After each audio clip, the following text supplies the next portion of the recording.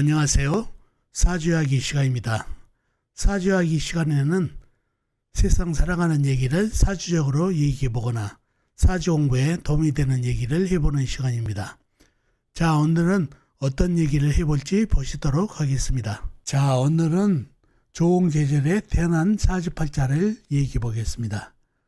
자, 좋은 계절에 태어난 사주팔자는 뭘 얘기할까요? 사주팔자를 공부할 때 사주팔자에 나무기운이 다소 부족할 때 봄에 태어났다든가, 사주팔자에 불기운이 다소 부족한데 여름에 태어났다든가, 사주팔자에 쇠기운이 부족한데 가을에 태어났다든가, 아니면 사주팔자에 물기운이 다소 부족한데 겨울에 태어났다든가, 이게 제 계절을 만나고 좋은 계절에 태어났다는 얘기죠.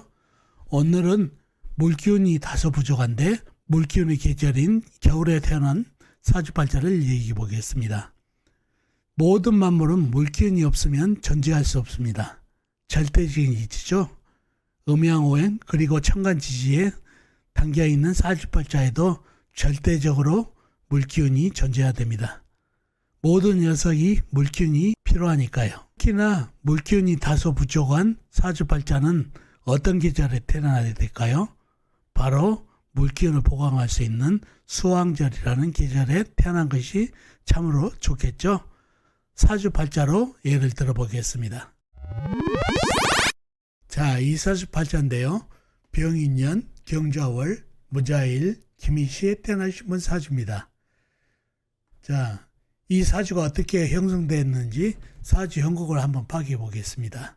사주 형국을 파악하기 위해서 오행의 부분부터 알아볼까요? 먼저 일간인 내편부터요. 일간의 내편의 오행이 세력이 강하면 사주가 강해지고, 반대로 상대편 일간의 힘을 빼는 오행이 세력이 강하면 사주가 약해진다는 얘기죠. 일간이 무토 큰 흙으로 태어났네요. 광화는 돼지죠. 흙의 내편은 비겁인 같은 흙이나 흙을 생해주는 인성인 불이 내편이 되겠습니다. 먼저 비겁인 흙부터 찾아볼까요? 흙은 시간의 기토, 시지의 미토, 작은 흙이 있습니다. 그리고 다른 데는 없고 지장간, 연지, 인목간의 무토, 큰 흙이 암장되어 있네요. 다음에 흙을 생해주는 인성이 불을 찾아보면은 불은 연간의 병화, 큰불이 있습니다. 그리고 다른 데는 없고 지장간, 인목간의 병화, 큰불, 시지, 미토 안의 정화, 작은 불이 암장되어 있네요. 자, 나와 있는 내편은 기토, 미토, 작은 흙, 병화, 큰불, 나머지는 지장간에 들어있죠. 상대편도 한번 찾아볼까요? 뭔가요? 일간의 힘을 빼는 오행.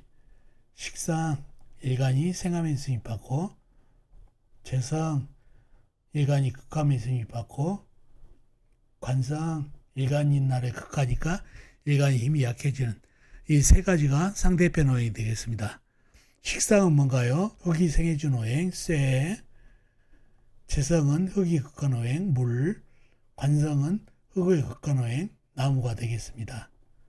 먼저 식상인 쇠부터 찾아볼까요? 쇠는 월간의 경금 큰 쇠가 있습니다. 그리고 다른 데는 없고 지장간에 없고요.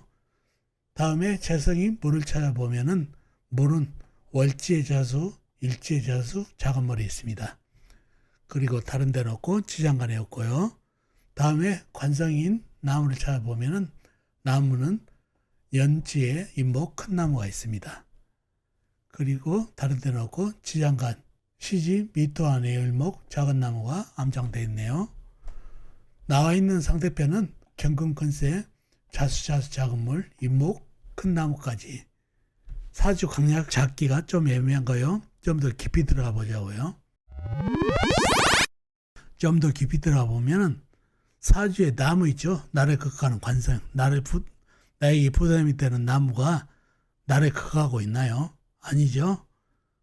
인성을 생하고 인성은 나를 생하는 관인상생으로 내편이 되어 있죠. 사주에 부담스러운 상대편 나무가 내편이 관인상생으로 됐습니다. 그러니 사주에 힘빨이 생겼네요. 그래서 사주와 상대편 하나가 가장 부담스러운 관성이 내편이 돼서 사주가 강해졌네요.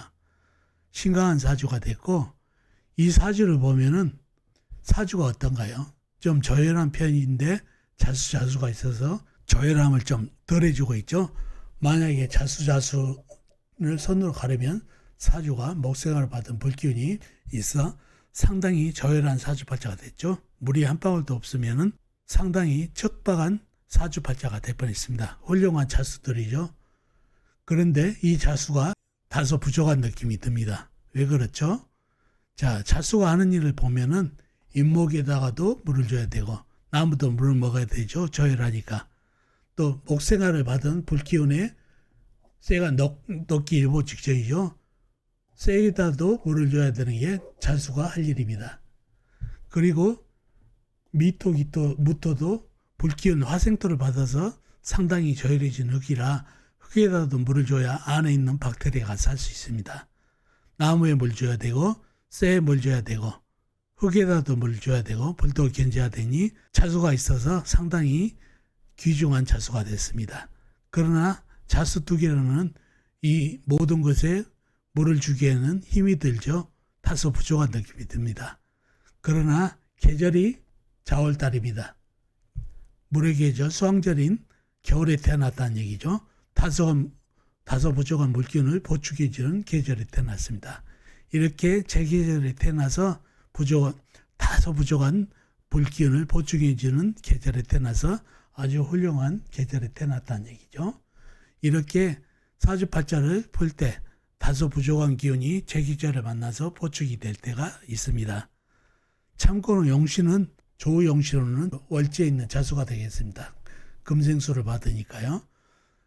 만약에 자수를 손으로 가리면 상당히 저혈한 사주가 돼서 척박한 사주가 된다는 얘기죠. 그래서 조용신은 자수, 억부용신은 경금. 그렇죠? 경금이 많이 먹었으면 설을 해야 되는 억부용신이 되겠습니다. 조우, 자수, 억부, 경금이 되겠습니다. 희신은 뭔가요? 운에서 오면 좋은 거는 쇠기운이 오면 좋겠습니다. 쇠기운으로 많이 먹었으면 설을 해주는 쇠기운, 물기운하고 동강까지 되죠. 물이 오게 되면 불을 꺼버려가지고 사주가 기우뚱해버립니다. 약사주가 되죠. 물이 오면 안 되고 쇠가 와서 강한 사주를 설기시켜주면 좋은 사주가 되겠습니다. 이렇게 제 계절을 만나서 다소 부족한 기운을 채워준 좋은 계절을 만난 사주팔자를 얘기해 봤습니다.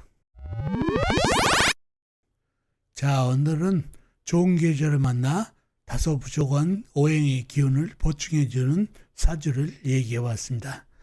자, 어떻습니까? 오늘 얘기 도움이 되셨나요? 도움이 되셨으면 좋겠습니다. 그럼 다음 시간에 뵙겠습니다. 안녕히 계세요.